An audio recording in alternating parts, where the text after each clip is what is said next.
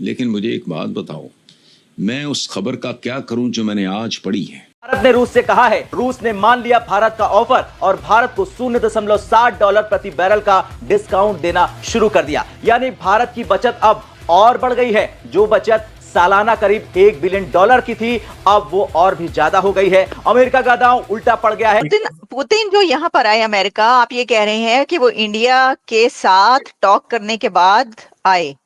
Geopolitical great game वो शुरू हो चुका है और कुछ ऐसा अनप्रेसिडेंटेड हुआ है कि वांग ही भारत में बैठे हैं और वो भारत में बैठे हुए हैं और जयशंकर जी मॉस्को चले गए। इंडिया को अगर टैरिफ करेंगे तो that will not stop Putin,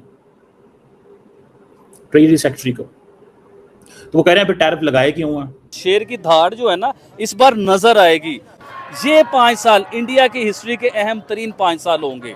इन 5 सालों में जो इंडिया पिछले 20 सालों में तरक्की नहीं ना कर सका, वो इन 5 सालों, देखिए तरक्की तो इंडिया ने की। इसके बीच में से एक पाइपलाइन वो भारत आएगी। 33 billion cubic metres of natural gas हर साल भारत में आनी है।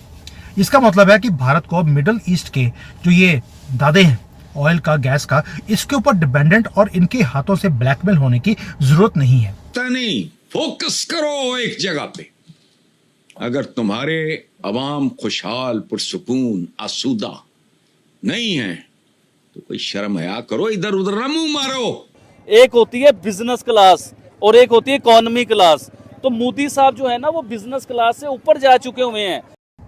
रशिया को भारत की मार्केट चाहिए फॉर इट्स एनर्जी एक्सपोर्ट्स। उसको भारत की मैन्युफैक्चरिंग कैपेबिलिटीज भी चाहिए। उसे भारत का फाइनेंशियल सिस्टम भी चाहिए वेस्टर्न सैंक्शंस को बाईपास करने के लिए। चाइना रशिया का बहुत बड़ा स्ट्रेटेजिक पार्टनर है, लेकिन रशिया चाइना को ट्रस्ट नहीं करता। एंड सेकेंडली, चाइना वो सारा कुछ प्रोवाइड नहीं कर सकता रशिया को जो रशिया चाहिए। और इसलिए भारत ने भी मास्टर स्ट्रोक के ऊपर मास्टर स्ट्रोक वो करने शुरू कर दिए। अपने आप को पोजीशन ऐसे कर लिया कि भाई एक तो रशिया का हम रिलायबल पार्टनर है, ऊपर से सेंट्रल एशिया एनर्जी प्रोजेक्ट्स के अंदर भी हम रशिया और भारत मिलकर हम ये चीजों को एक्सप्लॉइट कर सकते हैं। ये टैरिफ की जो वार चल रही है ना पिछले 6 महीने से, इसने पूरे दुनिया को हिला के रखा हुआ है।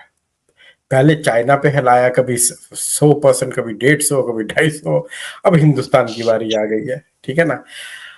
अब ट्रम्प कह रहा है कि एक तरफ से लिंजी ग्राम कह रहा है, अगर आपने लिंजी ग्राम की स्टेटमेंट पढ़ी हो, उसने कहा Putin only agreed to come to Alaska under India's pressure। अपनी झूठी अना बना के रखी, जिस चीज पे सारी जिंदगी हम अपने झूठ के ऊपर खड़े रहे।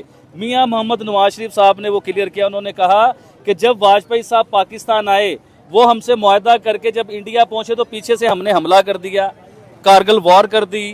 तो उसके लिए हम शर्मिंदा हैं। मियां मोहम्मद नवाज शरीफ साहब ने ये कहा है कि हमने अपना मुआहदा तोड़ा, हमने इंडिया को धोखा दिया।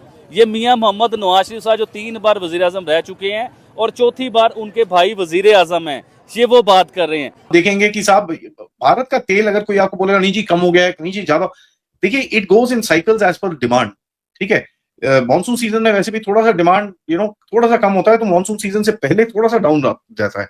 मॉनसून के बाद क्या आएगा, द फेस्टिवल सीजन स्टार्ट्स। सो जैसे ही फेस्टिवल सीजन स्टार्ट होगा, आपका डिमांड बढ़ना शुरू हो जाएगा। So obviously the whole thing will increase। हमारी पोजीशन जो कश्मीर में है और जो कंसर्न है चाइनीज एग्रेशन का, उसको अगर कोई सपोर्ट करता है हमेशा, वो रशिया करता है। इसलिए हमने रशिया को पाले में रखा हुआ है। और बार बार जो अजीत डोभाल जी कहाँ जाते हैं, रशिया। जयशंकर जी कहाँ जा रहे हैं, रशिया। अब आपको समझ आएगा कि ये पूरा का पूरा पिक्चर है। Tapi pipeline already gas Turkmenistan से अफगानिस्तान, अफगानिस्तान से भारत आएगी। यूरेनियम आपने उज्बेकिस्तान से सिक्योर कर लिया अपने न्यूक्लियर फ्यूल की सप्लाईज के लिए।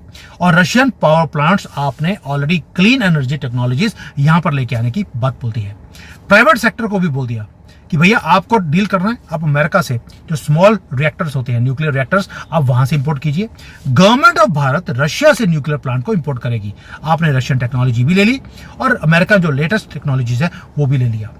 और जो इंफ्रास्ट्रक्चर है कश्मीर तक, वो आपने ऑलरेडी क्रिएट कर लिया है, ताकि बस आपको ये 30-40 किलोमीटर की एक पाइप डालनी है और सेंट्रल एशिया के साथ आपने ट्रेड रूट शुरू कर लिया। अब ब्रिलियंट पार्ट क्या है इस पूरी स्ट्रेटेजी का, कि आपने अफगानिस्तान को एज अ ब्रिज यूज कैसे किया गया। अफगानिस्तान डेस्परेट है इकोनॉमिक अपॉर्चुनिटीज के लिए और अपनी स्टेबिलिटी के लिए भी, और वो भारत को देखता है as a gateway to global market. भी अब इंडियन पोर्ट्स हैं, आपको मालूम है बहुत एफिशिएंट है। हम 0.9 डेज में, यानी कि एक दिन में भी से भी कम में हम एक शिप आती है उसको खाली करके भर के हम भेज देते हैं। We are more efficient than China, America, Europe और इवन सिंगापुर। नाउ देखिए, यूरोप में एक कोशिश थी कि भैया भारत के ऊपर प्रेशर डाला जाए, बट जो रिफाइन एंड री एक्सपोर्ट हम कर रहे थे यहाँ से यूरोप की तरफ, उसमें थोड़ी सी कमी आई है, और उस थोड़ी सी कमी को आपने देखा जैसे उठा के आपने चाइना को बेच दिया। So there is not much of a challenge, diversification. And इस टाइम पे नोटिस करिए यार, ग्लोबल साउथ में इतनी कंट्रीज है जिनको एनर्जी चाहिए, that's not an issue at all. देखिए यार, मैं आपको एक चीज बड़ा क्लियरली बताऊं कि this is not about Russian oil, ठीक है? ये बिल्कुल भी रशियन ऑयल के ऊपर कुछ नहीं है इसका। These are political games. वो आपको बड़ा क्लियरली एक बताना चाहते हैं कि साहब, आप हमसे अभी छोटे हो, आप कभी भी ऊपर मत आके ये मत सोचना कि आप हमारे इक्वल में आके हमको ऑर्डर देना शुरू कर दोगे, ये वो and all that. They are trying to give that message. Now one thing we must understand, we are not taking that message. So वो व्हाट्सएप करता है, हम व्हाट्सएप ही रिजेक्ट कर देते हैं कि भैया हमको चाहिए नहीं है। Secondly the thing is that Central Asian energy corridor, China से ऑलरेडी अप्रूवल आ गया है। चाइना का बहुत बड़ा स्टेक है सेंट्रल एशिया में। We have taken that leverage, यानी कि हम अब रशियन सपोर्ट लेकर हम भारत का जो एक्सपेंडिंग रोल है सेंट्रल एशियन जियोपॉलिटिक्स के अंदर, उसके अंदर एंटर कर रहे हैं।